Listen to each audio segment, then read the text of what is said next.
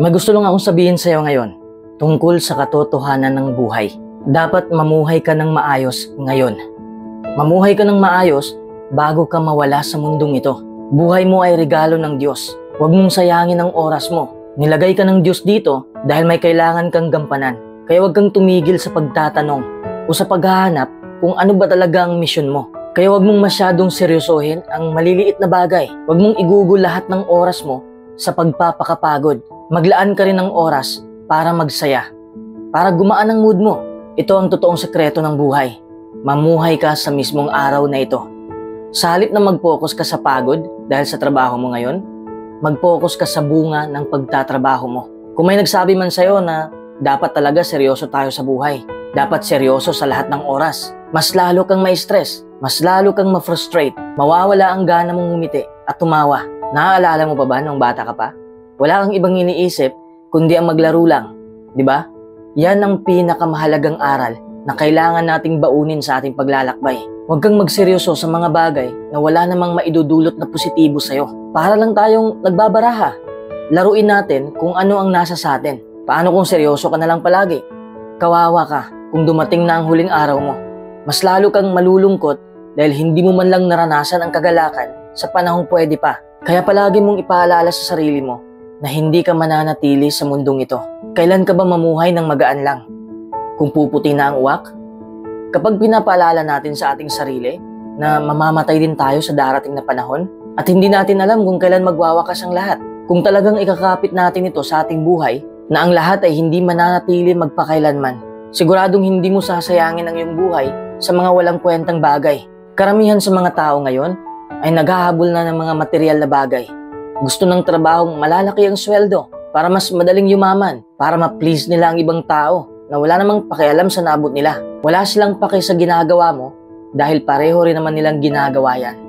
Lahat na ay naghahabol ng kasikatan, kagandahan, kayamanan. Lahat naniniwala na pera ang solusyon. Pero ang pera ay hindi magdadala ng halaga sa ating pagkatao. Tayo lamang ang makakapagbigay ng halaga sa buhay natin. Wala nang oras para mag-focus ka pa sa anyo mo, sa imahe mo, sa mga kayamanan mo, o sa iniisip ng ibang tao tungkol sa'yo. Tingnan mo ang buhay mo at buhay ng ibang tao. Puno ng pagdurusa, puno ng mga pasakit. Pero huwag kang mag-focus doon. Mag-focus ka lang sa iyong paglalakbay. Ang paglalakbay mong puno rin ng pagtitiis. Nabubuhay ka na puno ng pag-aalala. Yayaman ba ako? Magtatagumpay ba ako? Lalago pa ba ang buhay ko? Pero hindi mo lang alam na may bagay ka na wala sa iba. Ano yon? Ikaw, wala kang katulad sa mundong to at hindi ka mabibili ng salapi. Ang salapi ay hindi makakabili ng kagalakan, kapayapaan at pag-ibig. Ngayon, solusyon pa ba ang pera sa buhay mo? Bumuo ka ng buhay na talagang nakakapagpagaan ng kalooban mo. Huwag kang umastang ayos ka lang sa panlabas na anyo dahil mararamdaman yan ng ibang tao. Masarap sa pakiramdam kapag nagpapakatotoo tayo. Hindi dapat tayo magpapabalot ng kadiliman. Mas dapat nating hanapin ang ilaw sa panahong wala tayong makikita. Ang mga bagay na nangyayari sa buhay mo ay hindi tumutukoy na yan na talaga ang buhay mo. Maliban lamang kung magpasya kang maging ganyan na lang. Ang katotohanan sa buhay ay kung aabot ka sa adultong edad, may 100% chance na madumihan ka sa labanan, na makakaranas ka ng pagdurusa, mga pighati, mga pasakit. Mararanasan mo ang hindi mo inaasahan. Talagang masasaktan ka. Sinasadya ito ng panahon upang mabuo mo ang iyong solidong karakter. Maraming aral sa buhay. May mga hamon sa iyong dinadaanan dahil yan ang magbibigay ng kahulugan sa buhay mo. Kailangan mo yang harapin sa sarili mong pamamaraan. Kung babaguhin mo ang iyong pananaw, magbabago rin ang iyong buhay. Kapag binago mo ang iyong pagtingin sa mga hamon sa buhay, makikita mong hindi sila mga problema, kundi mapagtanto mo na ito'y mga direksyon sa buhay mo. Minsay mga pagpapala. Maaaring hindi mo makontrol ang lahat ng mga kaganapan na nangyayari sa'yo. Ngunit maaari mong makontrol ang sarili mo upang hindi ka lulubog sa mga kaganapang yan. Huwag mong kalabanin ang buhay. Labanan mo ang iyong problema. Kapag dumating ang mga hamon, kailangan mo talagang manalig sa Panginoon na lahat ng ito ay kaya mong harapin. Maging bukas sa katotohanang hindi mo alam kung ano ang magaganap. Kasama na dito ang mahirap na araw na to sa harap mo. Magtiwala ka lang na ito ay para sa ikakabuti ng buhay mo. ikakabuti rin para sa lahat ng tao. Kahit gaano pa kahirap ang sitwasyon, may mahahanap kang kahulugan sa mga ito. Halos lahat nag-iisip kung paano babaguhin ang paligid, pero walang nag-iisip kung paano baguhin ang kanilang sarili. At ito pa ang mas malalang katotohanan sa buhay. Kung hindi mo kayang kontrolin ang iyong isip, ikaw ang kukontrolin nito. Nakasalalay lahat sa isipan mo. Kung ano ang iniisip mo, magiging gayon ka. Ang tao ay merong 70,000 na iniisip araw-araw. Pero hindi naman yan problema. Ang problema ay karamihan sa mga tao ay naka-autopilot ang isipan. Hinahayaan na lang nila kung saan sila dadalhin ito. Ang malala pa ay marami sa kanila ang nag-iisip ng negatibo. Napoprogram sila ng lipunan sa mga peking balita at ng social media. Lahat ng nababasa at nakikita nila ay pinaniniwalaan. Ang daling mag-react kahit hindi pa klaro ang impormasyon. Kapag may pagsubok na dumating, hindi nila alam kung paano haharapin. Kasi mismo ang sarili nila ay hindi nila pinagkakatiwalaan. Imbis na huminahon lang upang maayos ang problema, nagagalit pa sila sa kanilang sitwasyon. At anong nangyari? Mas lalong lumala ang problema. Kapag matuto kang kontrolin ang isipan mo at kontrolin ang emosyon mo, magiging payapa ang buhay mo. Hindi naman perpektong mapayapa, pero ang buhay mo ay kontrolado mo na. Hindi ibig sabihin na kontrolado mo na ang circumstances. Hindi natin yan mapipigilan. Ang makukontrol lang natin ay ang ating nararamdaman, ang ating reaksyon. Yan ang pinakamaayos na paraan na kailangan nating matutunan. Kontrolin mo ang iyong isipan at iyong emosyon araw-araw. Mag-focus ka lang sa sarili mo. Mag-focus ka sa mga bagay na nakakapagpagaan ng loob mo. Mag-meditate ka. Maging mapagpasalamat. Palagi kang manalangin. Mag-ehersisyo ka. Iwan mo na ang mga bagay na nakakasira ng mood mo. Umiwas ka sa mga balitang nananakot lang. Umiwas ka sa social media upang maiwasan mong mainggit. Napakarami pa ng mga bagay na kailangan mong iwasan. Bawat isa sa atin ay responsable sa ating nararamdaman. Sa susunod na mga galit ka, kahit hindi naman dapat, isipin mo na kailangan mo pa ng dagdag na kaalaman para kontrolin ang iyong emosyon. Kahit anuman ang nangyayari sa mundo natin ngayon, ang pinakamahalaga sa lahat, mapayapa ang sarili mong mundo. Ang mundo sa loob ng iyong ulo. Kung hindi ka sasabay sa agos ng buhay, mas mabagal kang makarating sa iyong destinasyon. Gumawa ka ng plano, pero matuto ka pa rin sumabay sa agos ng buhay. Kung hindi ka bubuo ng plano mo, malamang mahuhulog ka sa plano ng iba. Mahuhulog ka sa sitwasyong hindi mo gusto. Hindi ibig sabihin na ang plano mo ay makukuha mo kaagad. Minsan kasi ang mga plano natin ay hindi pala para sa atin. Yan ang masakit na katotohanan. Pero magplano ka pa rin. Para bang nakapayong ka upang hindi ka mabasa sa ulan? Paano kung liliparin ang hangin ng payong mo? Imbis na mainis ka sa sitwasyon, magtapisaw ka sa ulan. Mismo nang maligo ng ulan, di ba? Yan din dapat tayo sa mga plano natin. Kung nasira ang plano mo sa gitna ng iyong paglalakbay, magpatuloy ka pa rin maglakad at ayusin mo ang mga plano mo. Madalas kasi tayong umiiwas sa mga problema. Palagi nating iniiwasan ang katotohanan. Kapag may masamang mangyari, masama na kaagad ang tingin natin sa ating buhay. Mapapaliit mo ang problema kapag may plano ka. Hindi naman kailangan maging perpekto ang plano mo. Kailangan lang nating magplano upang masaya tayong babangon sa umaga. Dahil may plano pa tayong dapat gawin. Pwede kang magplanong magbawas ng timbang o kung anong gusto mong baguhin sa buhay mo. Ang paggawa ng mga bagay gaya ng meditation, pagdarasal, pagjo-journal o anumang bagay na nakakapagpagaan ng loob mo. Lahat ng yan ay magpapayapa ng buhay mo. Pero sabi ko nga kanina, hindi lahat ng plano natin ay matutupad. Pero magpatuloy ka pa rin. Sabayan mo lang ang agos ng buhay. Kung hindi ka magpaplano, wala kang mararating. Kung palagi ka lang nababahala sa iniisip ng ibang tao tungkol sa'yo, ibig sabihin ay naging alipin ka na nila. Hindi mo naman kailangan i-please ang mga tao kasi hindi mo magagawa yan. Hindi lahat sasang-ayon sa'yo. Hindi lahat matutuwa sa'yo. Kahit nga ang Diyos ay may mga haters din. Diyos na ang pinakamalinis sa buong universe, pero may mga haters din siya.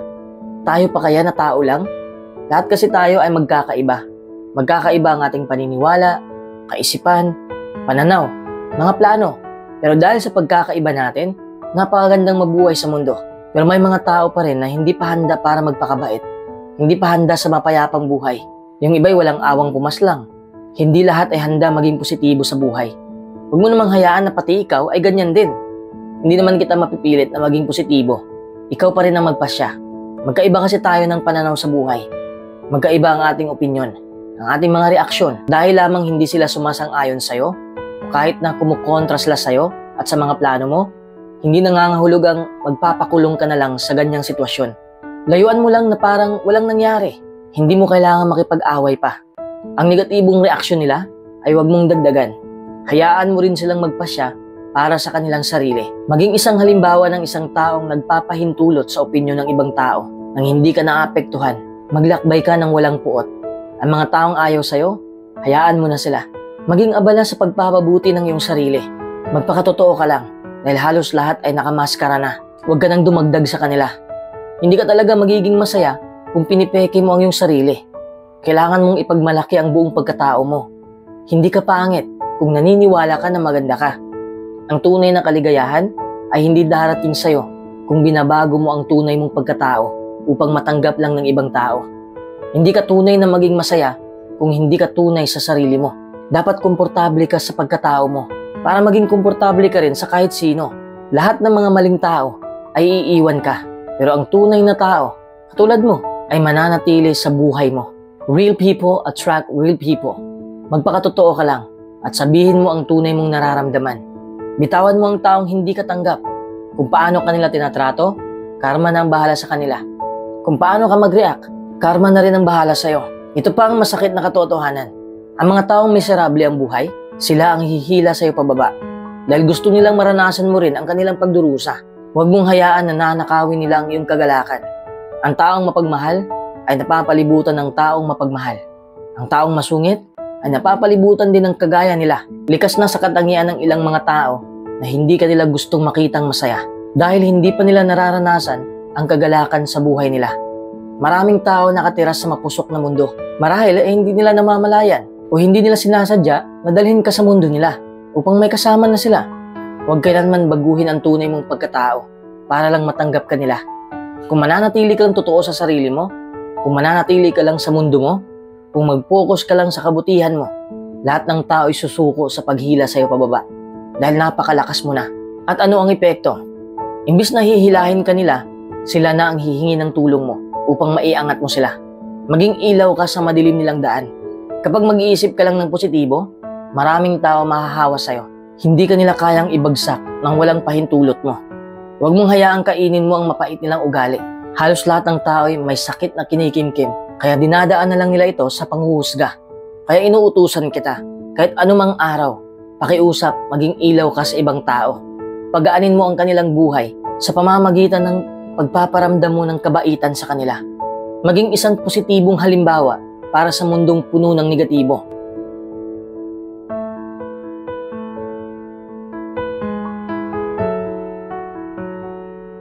Pagdating ng siguro mga 5 years to 10 years, gusto mo bang makadama ng pagsisisi dahil sa mga desisyon na iyong nagawa? Siyempre, ayaw natin ng ganong feeling. Kung gusto mong mamuhay ng walang pinagsisisihan, panoorin mo ang video ito hanggang sa matapos. Number 1. Maling tagumpay ang hinangad mo. Anong ibig sabihin ng pagiging matagumpay sa buhay? Itanong mo yan sa mga tao at makikita mong iba-iba ang sagot nila. Para sa marami, ang tagumpay ay ang pag-asenso sa kabuhayan o pagkakaroon ng magandang propesyon o edukasyon. Sinusukat naman ito ng iba ayon sa husay nilang makisama sa kanilang mga kapamilya, kaibigan o katrabaho. Iba-iba kasi tayo ng kahulugan na ibinigay dito. Para sa'yo, ano ba ang tagumpay? Paano mo masabing matagumpay ka na? Kasi kung maling tagumpay ang sinundan mo sa buhay, hindi ka magiging masaya kapag naabot mo na ito. Nahuhulma kasi tayo ng lipunan. Pinapakita sa TV, sa social media, sa magazine, na ang tagumpay ay pagkakaroon ng maraming pera. Para sa akin, ang importante ay kung itinuturing tayo ng Diyos na matagumpay. Yamang nakasalalay sa pagsang-ayon niya ang kaligtasan natin. Pero ang ginawang sukatan ng tagumpay ngayon sa lipunan ay hindi lang pera. Kabilang dito ang prestiheyo, katanyagan, o kapangyarihan. Pero ang makasanlibutang kayamanan ay pansamantala lang. Alam naman natin na lahat ng kasikatan ay naglalaho. Ang sikat ngayon, bukas ay laos na. Ang nagtagumpay sa negosyo noong isang taon, sa susunod na taon ay bangkarote na. Hindi ko naman hinahangad na mangyari ito sa mga tao. Nagsasabi lang ako ng totoo na hindi permanente ang tagumpay na hinangad ng tao. Araw-araw umiikot ang mundo. At ang nasa tuktok ngayon, maya-maya ay nasa ilalim na. Pero hindi naman hinatulan ni Jesus na magsikap tayo sa buhay. Hinimok lang niya tayo na ibaling ang ating pagsisikap sa ibang direksyon. Gusto nating magtagumpay ayon sa pangmalas ng Diyos. Pinaalalahanan tayo ni Jesus na maaari tayong pumili kung ano ang itataguyod natin. Itataguyod natin kung ano ang nasa puso natin, kung ano ang mahalaga sa atin. Number 2, pinapahanga ang iba. Sa sobra nating pagpapasikat, itinago na natin ang tunay nating pagkatao para lang mapahanga natin sila. Halos lahat kasi tayo ay nagnanais na mapuri. Ang mga papuri ay nakapagpapasaya sa atin, nakapagpapadama sa atin na may nagagawa tayo. Ang pagkadama na sinasang-ayunan tayo ay nakapag-udyok pa nga sa atin na pagbutihin pa ang ating ginagawa. Kabaligtaran naman ito ang ating nadarama kapag nahiwatigan nating hindi tayo sinasang-ayunan ng ilang tao. Dahil sa malamig na pakikitungo o pamimintas ng iba, maaaring masira ang ating determinasyon. Ang pangmalas ng iba tungkol sa atin ay maaaring magkaroon ng matinding epekto sa pangmalas natin sa ating sarili. Tapos mapagtanto mo kung bakit sinayang mo ang iyong oras sa paghahabol ng mga papuri. At ang pagsisisihan mo pa ay pinipeke mo na ang iyong sarili para lang magustuhan ka ng mga tao. Hindi natin kailanman maaaring ikompromiso ang ating pagkatao para sang-ayunan tayo ng iba. At hindi rin tayo maaaring magpaimbabaw para pahangain sila. Dapat nating tanggapin na imposibleng mapalugdan ang lahat. You can build trust and loyalty by being yourself. Number 3, hindi ka nagbibigay. Magsisisi ka pagdating ng araw dahil hindi mo alam ang tunay na kaligayahan ng pagbibigay. Sa buhay, hindi pwedeng kuha ka lang ng kuha, tanggap ka lang ng tanggap. Dapat marunong ka ring magbigay ng iyong oras, lakas, at pagmamahal. Magkaugnay ang pagbibigay at kaligayahan. Iniibig ng Diyos ang masayang nagbibigay. Huwag kang magbigay dahil masaya ka. Dapat masaya ka dahil nakapagbigay ka. Hindi naman kailangan ang malaking halaga para makapagbigay. Ang mahalaga ay tamang motibo. Kapag mabait ang isang tao, siya mismo ang nakikinabang. Ang isang taong mabait ay bukas palad at handang magbigay ng panahon, lakas, pagmamahal, at iba pa. Kung magiging kaugalian mo ito, marami kang pakinabang. Isa na rito ang pagkakaroon ng mabuting kalusugan. Ano ang koneksyon ng pagbibigay sa ating kalusugan? Bakit may gayong mga resulta? Dahil ang pagkamahabagin, kagandahang loob, at kabaitan ay tumutulong para maiwasan ang mga negatibong damdamin. Nakababawas din ng stress ang pagbibigay at pinabababa nito ang blood pressure. Tandaan mo, ang pagbibigay at pagtulong sa iba ay nagdudulot ng malaking kagalakan. Number 4, kinimkim mo ang negatibong emosyon. Talagang magsisisi ka kung hindi mo mailabas ito dahil ito ang kakain sa kaligayahan mo. Magdidilim ang iyong buhay. Ang pagkimkim ng negatibong emosyon ay parang sugat na nilagyan mo ng bandage o hindi mo nakikita dahil natakpan mo na. Pero hindi ito naghihilom. Kailangan mo ng gamot. Kung may taong nananakit sa atin, siyempre hindi tayo matutuwa. Masasaktan talaga tayo sa ginawa ng taong yon. Halimbawa na lang, hiwalayan. Para mas madali nating maintindihan, hiniwalayan tayo ng taong mahal natin. Nahihiya tayong aminin na nasaktan tayo. Dahil iniisip natin na dapat hindi ito malaman ng mga tao o sa ex natin para hindi lumaki ang ulo niya. Ano ang ginawa natin? Nagkukunwari tayong masaya. Tinago natin ang negatibong nararamdaman natin at hindi yun nakabubuti sa atin. Sa tingin natin ay matapang na tayo. Pero ito ang dahilan kung bakit lumala ang ating pag-o-overthink. Mas lalong lumaki ang negatibong emosyon. Mas lalo tayong masasaktan. Hindi na ibang tao ang kalaban natin. Ang ating sarili na ang mismong kalaban natin. You need to process your emotions. Kahit sa tingin mo ay parang tanga ka na sa kakaiyak, you need to acknowledge the true set of emotions you're having in order to process and move on. Pwede mong isulat ang iyong nararamdaman. Pwede mong ipakipag-usap sa iyong matalik na kaibigan o sa mga magulang mo mismo. It may be odd at first, but it will become more natural over time as it becomes part of your routine. Number 5, work is life. Madalas naniniwala tayo sa phrase na yan. Kayod tayo ng kayod. Pinapagod natin ang ating sarili. Tumanda na tayo at nagsisisi tayo na naubos ang ating oras sa kakatrabaho. Magkaroon sana tayo ng balansing pananaw sa pera. Wala namang problema ang kasipagan, pero masama na ang pagiging workaholic. Mas mabuti ang sandakot na pahinga kaysa sa 2 dakot ng pagpapakapagod. Kaya hindi tayo dapat magpakasubsob sa trabaho. Ano pat napapabayaan na natin ang ating pamilya at kalusugan. Wala tayong mapapala kung mamamatay tayo sa kakatrabaho. Sa tingin mo ba ay magluluksa ang boss mo sa'yo kapag nangyari yon? Siguro, pero hindi siya magpo-focus sa'yo. Mapapalitan ka niya kaagad. Totoo na ang kasipagan sa trabaho ay aakay sa pagkadama ng kasiyahan. At kapag napasulong mo ang iyong kasanayan, lalo kang magiging masaya sa iyong trabaho. Pero maging balanse. Masiyahan sa pagpapahinga at pagre-relax. Mas kasiya-siya ito pagkatapos nating magtrabahong mabuti. Number 6, hindi mo tinupad ang pangarap mo. Tayong lahat ay may pangarap sa buhay. Kapag hindi natin tinupad yun, magsisisi tayo sa huli. Kapag tumanda na tayo, palagi nating maiisip, paano kung ginawa ko yon? Ang masakit, wala nang panahon para gawin yon. Ang nakakatuwa sa pagsunod sa pangarap natin ay may madiskubre tayong mga bagay na hindi natin inaasahan. Katulad ko, isa lang naman ang gusto ko sa buhay eh. Maging article writer lang ako. Ayos na sa akin. Tapos biglang naging vlogger na ako. Tapos nagsusulat na rin ako sa blog site ko. At may munting negosyo na rin. Hindi ko inaasahan na mangyari to. Pero prangka lang, hindi lahat ng pangarap natin ay matutupad. But sometimes, that's a good thing. You learn something about yourself and be happier because of it. You might even discover a new dream in the process. Kapag hindi natin sinunod ang pangarap natin, wala tayong matutunang bagong bagay. Hindi tayo matuto ng bagong strategy o skills. Hindi tayo mag-mature sa buhay. Huwag kang matakot magkamali. This is how you learn. If you're following your dreams, you'll have an easy time finding inspiration to get up and keep going. You'll feel like your life is complete. You'll feel inner peace when everything fits together. That's why people follow their dreams. Number 7, takot ka sa pagbabago. Huwag kang matakot sa pagbabago dahil yun ang susubok sa kalakasan mo. Huwag tayong mag-alala tungkol sa susunod na araw dahil ang kasunod na araw ay magkakaroon ng sarili nitong mga alalahanin. Sapat na ang mga problema sa bawat araw. Ito ang unang pagbabago na itatak mo sa iyong isipan. Yakapin mo ang pagbabago dahil lahat ay magbabago sa ayaw mo at sa gusto. You can pretend you can avoid it, but you're only lying to yourself.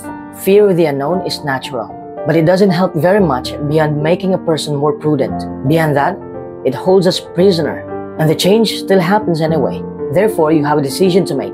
Resist change and make life difficult, or allow change to happen but remain in charge. May mga bagay na magbabago at may mga bagay na hindi mo mababago. Kung matututuhan mong tanggapin ang isang kalagayang hindi mo mababago, malamang na maging positibo ang pangmalas mo sa mga bagay-bagay. Number 8, pilit mong kinontrol ang lahat. Tandaan mo, hindi lahat makukontrol mo. Mauubos lang iyong oras at lakas, pero wala pa ring magbabago. Simula nang magkaroon tayo ng kalayaang magpasya para sa ating sarili, kinukontrol natin ang bawat aspeto ng ating buhay. Sa totoo lang, maigsi lang ang listahan ng mga bagay na kaya nating kontrolin. Ang makukontrol mo lang ay ang iyong mga gagawin, ang iyong mga sasabihin, ang iyong iniisip, ang trabaho mo, at ang pagpili ng kaibigan. Lahat ng makukontrol mo ay nanggaling mismo sa kilos mo. Ang panlabas na pangyayari ay hindi mo na hawak. The older I get, the more and more I realize that there are always going to be parts of life that are totally out of our control. Keeping ourselves up at night thinking about that doesn't change it. It just makes us anxious and sleep deprived. So embrace the fact that a lot of life is out of your control and allow yourself to enjoy the journey more. Number 9, hindi mo nilayuan ang masamang kaibigan. Magsisisi ka talaga dahil mapapraning ka sa kakasama ng maling tao. Pumili ka ng mga kaibigang nagmamahal sa Diyos. Ang lumalakad na kasama ng marurunong ay magiging marunong. Pero ang sumasama sa mga mangmang ay mapapahamak. Ang mga kaibigan natin ay pwedeng makabuti o makasama sa atin. Ang tanging paraan upang magkaroon ka ng mabuting kaibigan ay maging isa kang mabuting kaibigan. Hindi pwedeng humihiling ka na sana'y hindi plastic ang kaibigan mo, pero isa ka ring plastic na tao. Ang isang malaking tulong sa ating abilidad na magkaroon ng mga mabuting kaibigan ay ang sariling personalidad natin. Nagiging kaakit-akit ang isang tao dahil sa tapat na pag-ibig niya. Ang tunay na pagkakaibigan ay nakakamit ng mga taong nagpapakita ng kabaitan. Halimbawa, pagka ipinabatid natin sa iba na tayo ay nagpapahalaga sa kanila, malamang na sila ay magiging interesado sa atin. Number 10, palagi kang nag-aalala. Nang sabihin ni Jesus ang mga salitang nasa Mateo 6:34, tiniyak niya sa mga tagapakinig na hindi nila kailangang mag-alala ng sobra tungkol sa mga darating na problema. At mas mabuti kung paisa-isang araw lang ang isipin natin. Hindi ibig sabihin ni Jesus na hindi na natin dapat isipin ang mangyayari bukas o hindi na tayo dapat magplano para sa hinaharap. Tinutulungan lang niya tayong huwag masyadong mag-alala. o mamroblema tungkol sa posibleng mangyari sa hinaharap. Hindi na kasi tayo magiging masaya kapag inuunahan natin ang pangyayari at hindi tayo makakapag-focus sa dapat nating gawin ngayon. Hindi rin naman natin malulutas ang mga darating na problema kung puproblemahin natin yun ngayon. At kadalasan, hindi naman nangyayari ang pinoproblema natin. O hindi naman kasing sama ng iniisip natin ang talagang nangyayari. Ang sobrang pag-aalala ay hindi makakapagpaganda o makakapagpahaba ng buhay natin. Sinabi rin niya na kung uunahin natin ang Diyos sa buhay natin, hindi na natin kailangan na masyadong mag-alala tungkol sa mangyayari sa mga susunod na araw. Hindi pinapabayaan ng Diyos ang mga halaman at hayop. Kaya siguradong hindi rin niya papabayaan ang mga naglilingkod sa Kanya. Pero tama na ang pagsisisi. Lahat ng mga nagawa nating mali ay hindi na natin mababago. Nagdaan ang lahat. And in fact, there's some good in every one of these bad decisions too. If we choose to see it, tayo mga taong di perpekto. We do good things. We make mistakes. We give back. We are selfish. We are honest. And sometimes we lie. Kahit pinagsikapan natin ang lahat, magkakamali pa rin tayo. Once we embrace this and get comfortable with our humanness, making a bad decision tends to conflict a lot less with our new vision of ourselves.